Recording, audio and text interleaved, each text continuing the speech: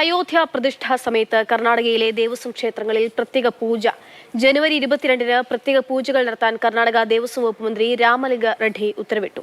ചടങ്ങിൽ പങ്കെടുക്കുന്നത് സംബന്ധിച്ച് കോൺഗ്രസിനുള്ളിൽ ആശയക്കുഴപ്പം നിലനിൽക്കുമ്പോഴാണ് കർണാടക സർക്കാരിന്റെ ഈ നടപടി ഉണ്ടാകുന്നത്. കെ.ബി. ശ്രീധരൻ വിവരങ്ങളുമായുണ്ട്. ശ്രീധരൻ, അവസാനം സൂചിപ്പിച്ച തന്നെയാണ് ഈ ചടങ്ങിൽ പങ്കെടുക്കുന്നത്, പ്രതിഷ്ഠാ ചടങ്ങിൽ പങ്കെടുക്കുന്നതുമായി ബന്ധപ്പെട്ട് ഇപ്പോഴും കോൺഗ്രസിന് ഒരു കൃത്യമായിട്ടുള്ള ഒരു ധാരണയിലേക്കോ അല്ലെങ്കിൽ ആശയക്കുഴപ്പം മാറിയിട്ടില്ല. അപ്പോഴാണ് കർണാടകയിൽ കോൺഗ്രസ് സർക്കാരിന്റെ നേതൃത്വത്തിൽ ഇത്തരത്തിലൊരു പ്രത്യേക പൂജ നടത്താനുള്ള തീരുമാനം.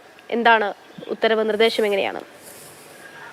അക്ഷയ, കർണാടകയിലെ ദേവസ്വം വകുപ്പിന്റെ കൂടി ചുമതല വഹിക്കുന്ന ഗതാഗത മന്ത്രി രാമലിംഗ റെഡ്ഡിയാണ് ഇത്തരത്തിലൊരു ഉത്തരവ് ഇറക്കിയിരിക്കുന്നത്. അതായത് ജനുവരി 22-ന് അയോധ്യയിൽ പ്രാണപ്രതിഷ്ഠാ ചടങ്ങ് നടക്കുമ്പോൾ അതായത് കൃത്യമായിട്ടുള്ള സമയം വരെ, അതായത് 12:29 മുതൽ 12:32 വരെയുള്ള ആ സമയങ്ങളിൽ ക്ഷേത്രങ്ങളിൽ മംഗളാരതി ഉൾപ്പെടെയുള്ള പ്രത്യേക പൂജ ചടങ്ങുകൾ നടത്തണം എന്നുള്ള ഒരു നിർദ്ദേശമാണ് കർണാടക ദേവസ്വം വകുപ്പ്, അതായത് മുസറായി വകുപ്പ് മന്ത്രി വെച്ചിട്ടുള്ളത്. ഏതായാലും ഈ ദേവസ്വം ക്ഷേത്രങ്ങളിൽ മാത്രമാണുള്ളത്. അല്ലാതെ തന്നെ വിശ്വഹിന്ദു പരിഷത്തിന്റെയും മറ്റ് ഹൈന്ദവ സംഘടനകളുടെ നേതൃത്വത്തിൽ കേരളത്തിലെ മറ്റ് ക്ഷേത്രങ്ങളിലൊക്കെ വിപുലമായിട്ടുള്ള പരിപാടികൾ അന്ന് തന്നെ ആസൂത്രണം ചെയ്യുന്നുണ്ട്.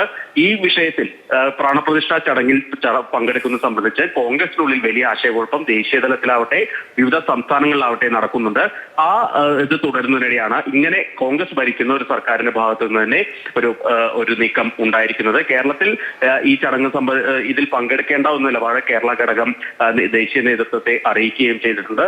മറ്റൊരു കാര്യം, കർണാടക മുഖ്യമന്ത്രിക്കോ അതല്ലെങ്കിൽ ഉപമുഖ്യമന്ത്രി ഡി.കെ. ശിവകുമാറിനോ ഒന്നും ഈ ചടങ്ങിലേക്ക് ഇതുവരെ ഒരു ക്ഷണം ലഭിച്ചിട്ടില്ല. ആ കാര്യങ്ങളുള്ള അതൃപ്തി അവർ പരസ്യമായി പ്രകടിപ്പിക്കുകയും ചെയ്യുന്നുണ്ട്. ഏതായാലും ഇതിനിടയിലാണ് ഈ അയോധ്യ ക്ഷേത്ര ചടങ്ങ്, അതായത് അയോധ്യയിലെ പ്രതിഷ്ഠാ ചടങ്ങ് വിപുലമായി ആചരിക്കാനുള്ള ഒരു തീരുമാനം ദേവസ്വം വകുപ്പിന്റെ ഭാഗത്ത് നിന്ന് ഉണ്ടായിരിക്കുന്നത്. ഇത് മന്ത്രിസഭയുടെ തീരുമാനത്തോടു കൂടി തന്നെയായിരിക്കില്ലേ ദേവസ്വം വകുപ്പ് മന്ത്രി ഇത്തരത്തിലൊരു ഉത്തരവിടുന്നത്?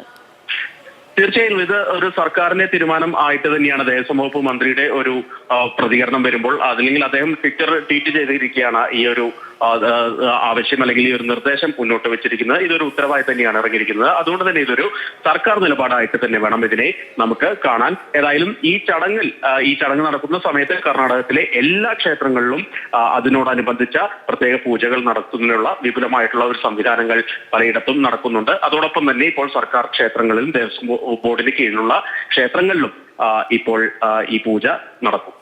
ശരി, കെ.ബി. ശ്രീധരൻ വാർത്ത റിപ്പോർട്ട് ചെയ്യുന്നു. അയോധ്യയിൽ പ്രതിഷ്ഠാ സമയത്ത് കർണാടകയിലെ ദേവസ്വം ക്ഷേത്രങ്ങളിൽ പ്രത്യേക പൂജ നടത്തണമെന്ന് ദേവസ്വം വകുപ്പ് മന്ത്രിയുടെ ഉത്തരവ്.